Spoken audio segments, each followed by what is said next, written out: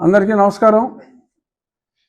ఇవాళ ముచ్చటించుకోవాల్సిన అంశాలు, గమ్మత్తైన అంశాలు ఉన్నాయి. ముందుగా విజయనగరం వీరభద్రస్వామి గారు ఎప్పుడూ కూడా గతంలో జగన్మోహన్ రెడ్డి గారు నన్ను చూసి ఓట్లు వేయండి అని అడిగేవారు. కానీ విచిత్రంగా జగన్ని కాదు, నన్ను చూసి ఓట్లు వేయండి అని చెప్పి ఆయన టీచర్ల సంఘాన్ని అభ్యర్థించటం ఒక గమ్మత్తైన విచిత్రమైన పరిణామం.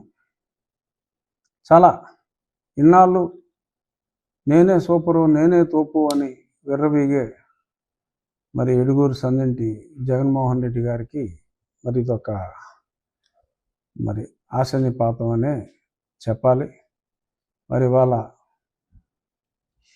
వీరభద్రస్వామి గారు మాట్లాడినట్టుగా రేపు పొద్దున్న ఆ ఒకటి అర నెగ్గేవాళ్ళు నెగ్గాలి అంటే మరి ఎవరైనా జగన్మోహన్ రెడ్డి గారు దేవుడు అని చెప్పి చెల్లిపోయిన వేణుగారు మాట్లాడినట్టు మాట్లాడితే మరి వారికి తిరిగి అసెంబ్లీ చూడటం కష్టం. ఎలా ఎవరన్నా ఫ్రాంక్గా వీరభద్రస్వామి గారి లాగా బాబు నన్ను చూసి ఓటేయండి తప్ప మా ముఖ్యమంత్రిని కాదు అని ధైర్యంగా చెప్పగలిగిన వాళ్ళు బహుశా రేసులో ఉంటే, అంటే ప్రజలు విశ్వసిస్తే రేసులో ఉంటే ఉండొచ్చు. మరి అలాగే సింగనామల జొన్నల గడ్డ పద్మావతి గారు, వారు అది రిజర్వ్డ్ కాన్స్టిట్యున్సీ. మరి సింగనామల వారి పనితీరు బాగోలేదని చెప్పి మరి వారిని కూడా తీసేయటం జరిగింది. గమ్మత్తు ఏంటంటే మరి ఆవిడ కూడా చెప్పారు, మొన్న బాబు గారిలాగా ఎంఎస్ బాబు గారిలాగా, పూతలపట్టు ఎమ్మెల్యే గారిలాగా వారు కూడా చెప్పారు, అరే మేము అంతా పెద్దిరెడ్డి గారు చెప్పినట్టు, ఆయన చెప్పినట్టే మేము వారి కనసనల్లోనే మరి చేయటం జరిగింది. మరి మేమేమి తప్పు చేశాం? అసలు మేమేమన్నా తప్పు చేయడానికి అసలు అవకాశం ఉందా? మీరు చెప్పింది మేం చేస్తే మీరు ఇప్పుడు మమ్మల్ని తప్పించేస్తానంటే ఎలా? ఒక్క రెడ్ల ఓట్లతోనే మేము నెగ్గలేదు. అన్ని కులాల వారు, అన్ని మతాల వారు సపోర్ట్ చేస్తేనే నేను ఎమ్మెల్యే కాగలిగాను అని చెప్పి మరి ఎంతో మెచ్చుకునేవారు ఇదివరకు పద్మావతి గారు జగన్మోహన్ రెడ్డి గారిని. మరి శ్రీదేవి గారికి ఆవిడ ముందే కళ్ళు తెరిచారు, ఎంతో అభిమానించారు జగన్మోహన్ రెడ్డి గారిని, ఉండవల్లి శ్రీదేవి గారు కూడా. మరి వారికి తెలిసిన నిజం ఇవాళ పద్మావతి గారికి అలా రోజుకో 2-3 గాడికి మనం అనుకున్నట్టే కనువిప్పు కలుగుతుంది. అయినా సరే మరి ప్రవర్తనలో పెద్దగా మార్పు రావటం లేదు. బట్ దురదృష్టం, మరి ఇంతమంది ఇన్ని రకాలుగా మరి చెప్తూ ఉన్నా సరే మార్పు అన్నది రావాలి. అట్లీస్ట్ అంటే ఆ మాటల్లో మీ నాన్నగారు చనిపోతే మరి బెంగెట్టుకుని చనిపోయారు అని మీరు భావిస్తున్న ఆ సమయంలో మరణించిన వాళ్ళ ఇంటికి మరి 2 సంవత్సరాల తర్వాత కూడా వెళ్ళి ఓదార్చారే. మరి ఇవాళ సీట్ ఇవ్వలేకపోతున్నాను, ఎందుకు ఇవ్వలేకపోతున్నాను అని చెప్పి ఒక నిమిషం మీరు మాట్లాడి ఓదార్చలేరా? అన్నీ ధనంజయ రెడ్డి గారే చెప్పాలా? ఇలాంటి చావు కవర్లన్నీ సజ్జల రామకృష్ణారెడ్డి గారే చెప్పాలా? కాపుచా రామచంద్రారెడ్డి గారికి కానీ మరి ఇంకా ఎంతోమందికి, ముఖ్యంగా బీసీ ఎస్సీలు ఎస్టీలు అనుకోండి. మరి అరకు ఎంపీ గారిని కూడా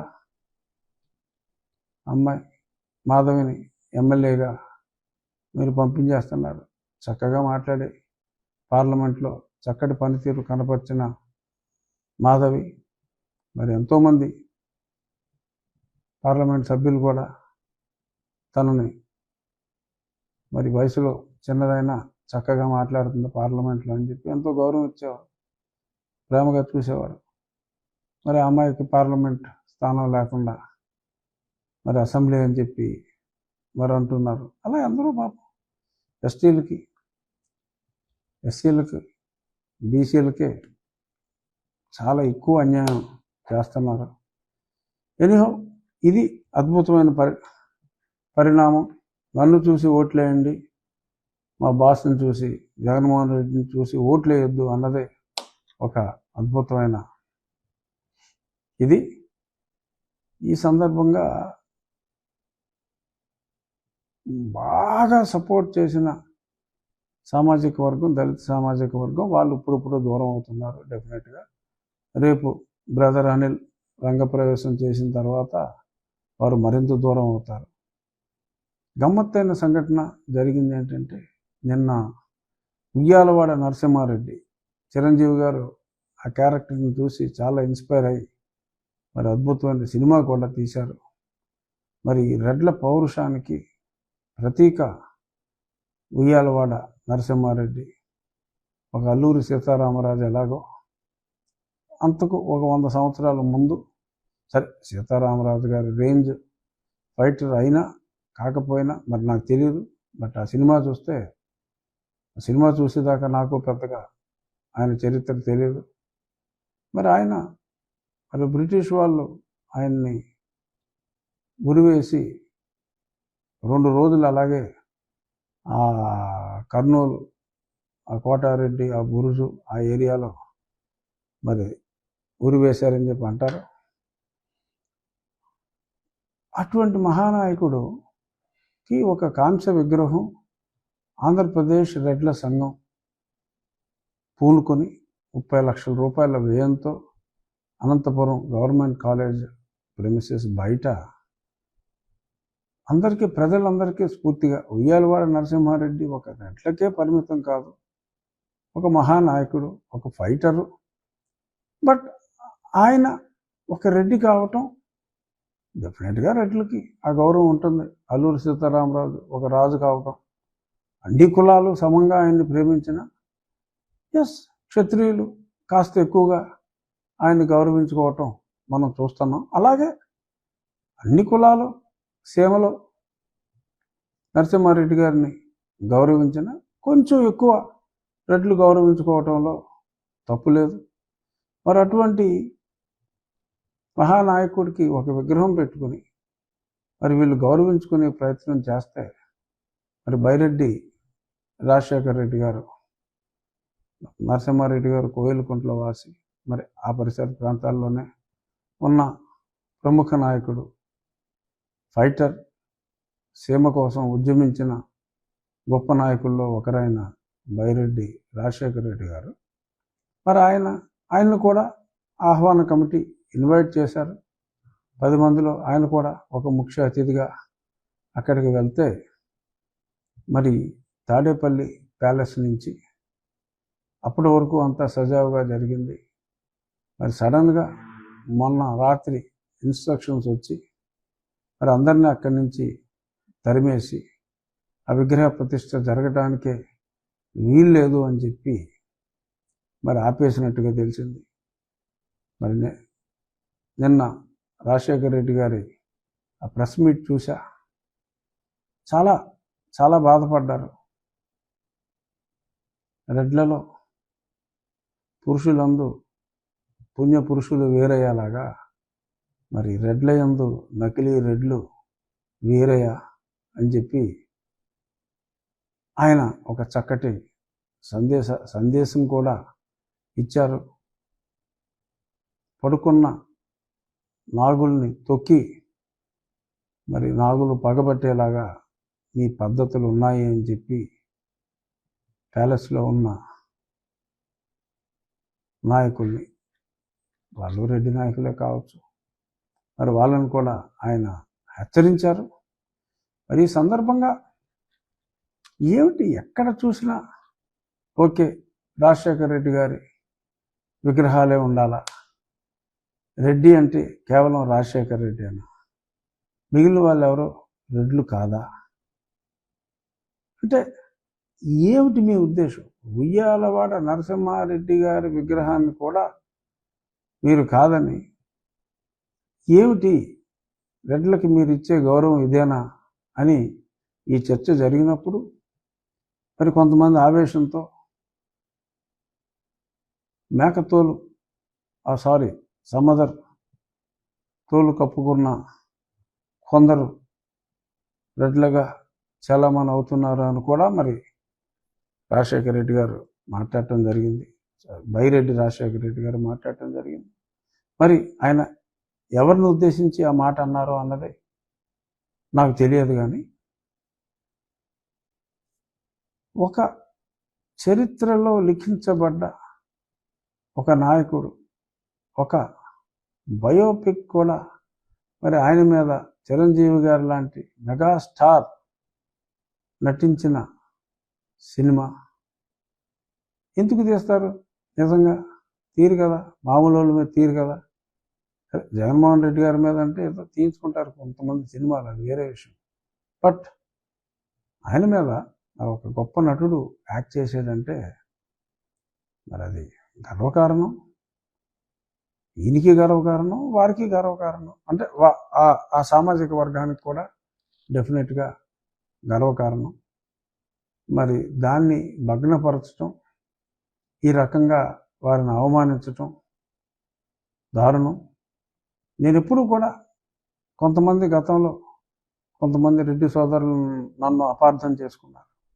నేను కేవలం కొందరిని విశ్వసించి నన్ను తీవ్రమైన పదజాలంతో వాళ్ళు పేర్లు పెట్టి నన్ను దూషించిన కొందరు వెధవల్నే నేను కోప్పట్టడం జరిగింది. వారి చివర కూడా మరి వాళ్ళు రాజశేఖర బైరెడ్డి గారు చెప్పినట్టు వాళ్ళు నకిలీ రెడ్లు అయ్యుండొచ్చు. ఆ నకిలీ రెడ్లనే నేను నన్ను దూషించినందుకు అంటే ఆ పదాలు మనం చెప్పుకోలేము. అంత అసహ్యకరమైన పదాలతో మరి వాట్సాప్ మెసేజ్లు పెట్టి దూషించినందుకు నేను ఆ ఇద్దరు ముగ్గురు పేర్లు చెప్పే నేను దూషించాను తప్ప, నా స్నేహితులు, నాకు ఎంతోమంది ఆప్తులు రెడ్డి సామాజిక వర్గానికి చెందిన వారే. రెడ్లు అంటే ఆ సమాజంలో ఆ గ్రామాల్లో గౌరవించబడే వ్యక్తులు. ఎవరో ఏ ఊరి నుంచో వచ్చి రెడ్డి అని పేరు పెట్టుకున్న వాళ్ళు ఎక్కడైనా ఉండొచ్చు. But majority of the people, ఆ పోకనాటి రెడ్లు కానీ, ఆ పంట రెడ్లు కానీ ఎక్కడైనా ఉంటారు. కొన్ని విభజనలు వాళ్ళ వాళ్ళకి వస్తాయి. ఇప్పుడు క్రిస్టియానిటీలో కూడా 7 రకాలు, కాథలిక్లు, ప్రొటెస్టెంట్లే కాదు, సెవెంత్ డే అడ్వెంటిస్టులు రకరకాలుగా ఉన్నారు. అలాగే ఉండొచ్చు. కానీ ఆ గ్రామ పెద్దగా ఒకరికి గౌరవం ఇచ్చినప్పుడు ఆ గౌరవాన్ని కాపాడుకోవటానికి రెడ్లలో ఎక్కువ మంది వెంకటేశ్వర స్వామి భక్తులు ఆర్ వీర శైవులు ఉన్నారు. వాళ్ళ గ్రామ అభివృద్ధి కోసం యావదాస్తిని త్యాగం చేసిన రెడ్లు ఎంతోమంది ఉన్నారు. రెడ్డి అంటే అదొక సమాజం ఇచ్చిన గౌరవం. వారి కుటుంబీకులు అలా కంటిన్యూ అవుతున్నారు. సో సమాజంలో ఎంతో గౌరవంతో బ్రతికి ఎంతోమంది వారి ఆస్తులను కూడా మరి ప్రజల కోసం ఖర్చు పెట్టి ఆ గ్రామ పెద్ద అనే గౌరవం దక్కించుకోవటానికి, పెద్దరికాన్ని దక్కించుకోవటానికి ఎన్నో త్యాగాలు, ఒకటి అలా ఎబరేషన్లు ఉంటాయి ఎక్కడైనా, బట్ ఎన్నో త్యాగాలు చేసిన వాళ్ళు రెడ్లలో ఉన్నారు.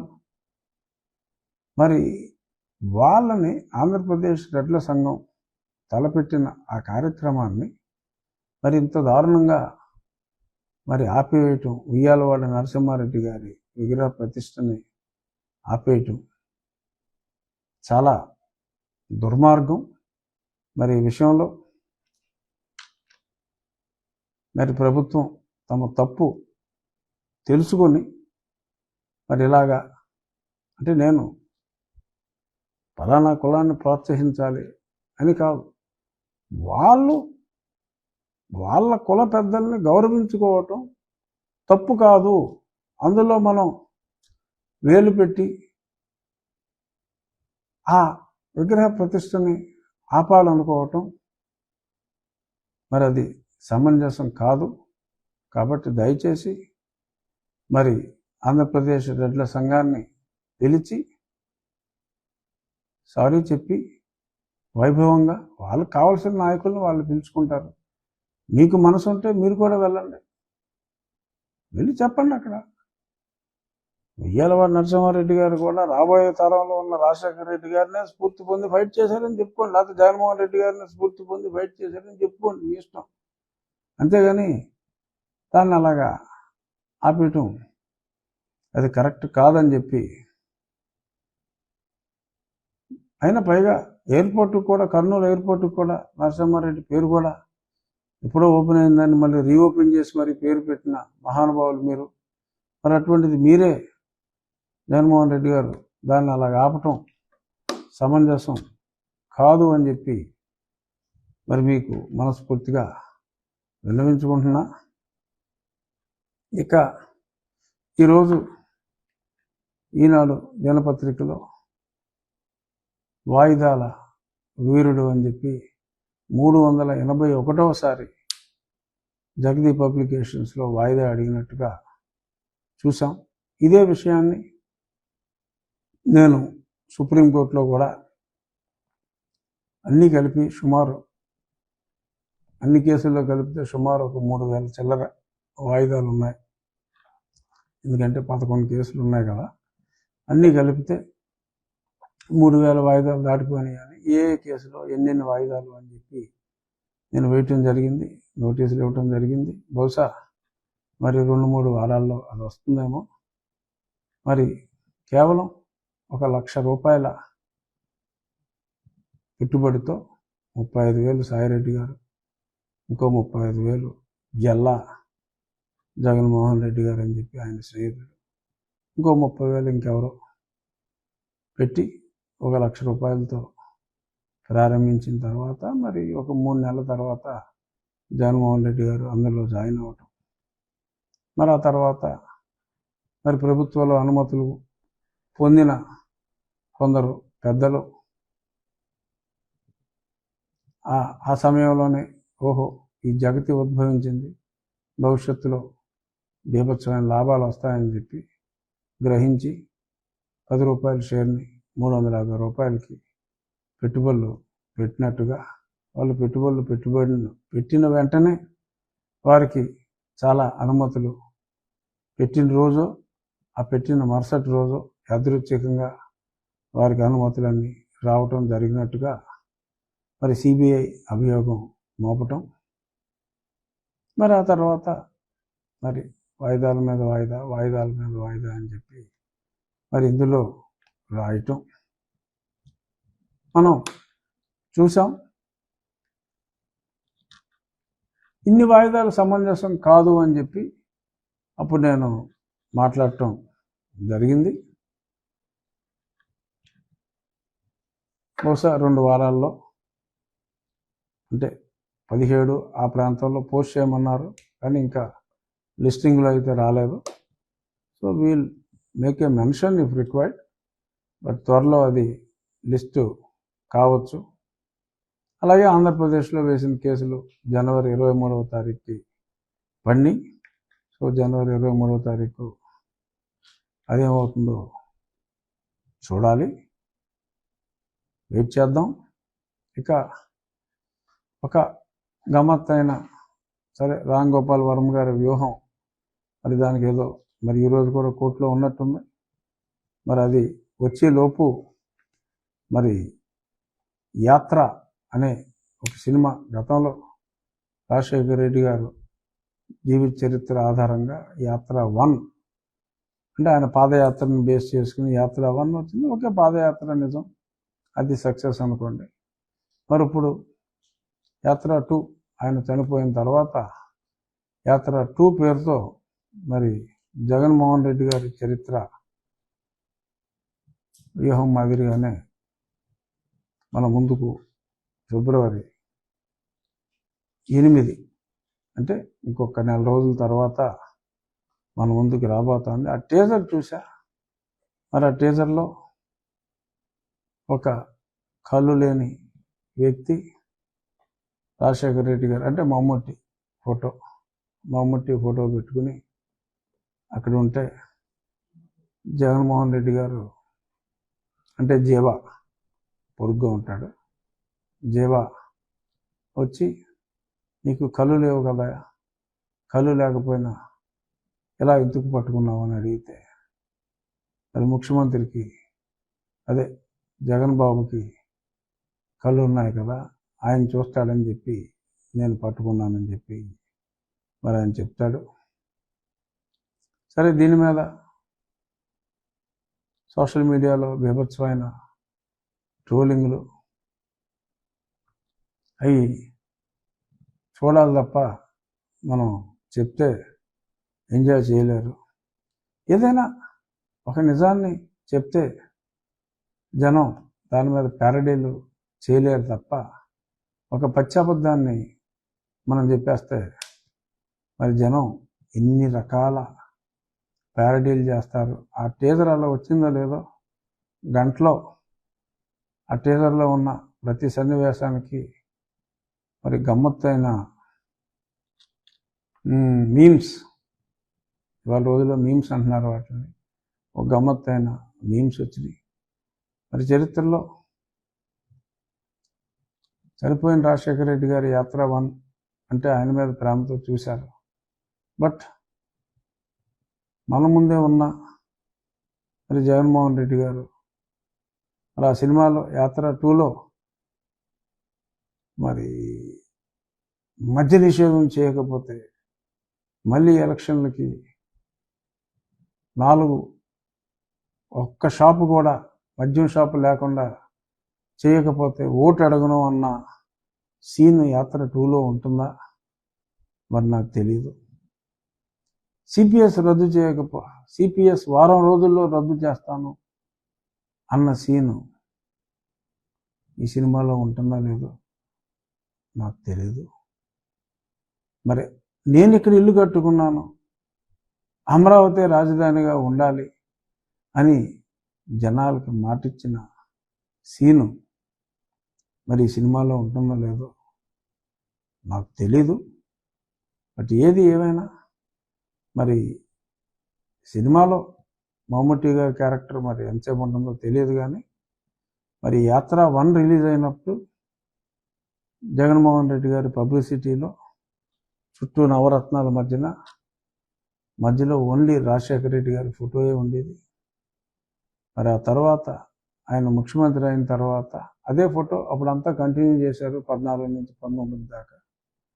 19 ఎలక్షన్ టైంకి రాజశేఖర రెడ్డి గారి ఫోటో పక్కనే ఇలా సైడ్ యాంగిల్లో జగన్మోహన్ రెడ్డి గారి ఫోటో కూడా వచ్చింది. మరో 2 సంవత్సరాలు పోయిన తర్వాత రాజశేఖర రెడ్డి గారు పూర్తిగా తెరమరుగయ్యారు. జగన్మోహన్ రెడ్డి గారి సెంటర్లో చిక్కటి చిరునవ్వుతో ఆయన స్పెషల్ అపీరెన్స్ ఇచ్చారు. మరి భవిష్యత్తులో ఏమవుతుందో మనకు తెలియదు. కానీ మరి డెఫినెట్గా యాత్ర 1 రాజశేఖర రెడ్డి గారి స్టోరీ జనం బాగా చూశారు. యాత్ర 2 చూడపోతే అది జగన్మోహన్ రెడ్డి గారి స్టోరీ లాగా ఉంది. అక్కడికి ఆవిడ్ని సోనియా గాంధీ గారు అన్యాయంగా అరెస్ట్ చేసి జైల్లో పెట్టినట్టుగా, మరి మహేష్ మంజ్రేకర్ చంద్రబాబు నాయుడు గారు పాత్ర పోషించినట్టుగా మరి అందులో కావాలని చెప్పి వీరి మీద కేసులు వేసినట్టుగా చూపెట్టారు. మరి ఇవాళే చూసాం మనం. మరి కావాలని కేసు పెట్టి మరి వీరు నిర్దోష అయితే టక్కమని ప్రూవ్ చేసేసుకోవచ్చు కదా.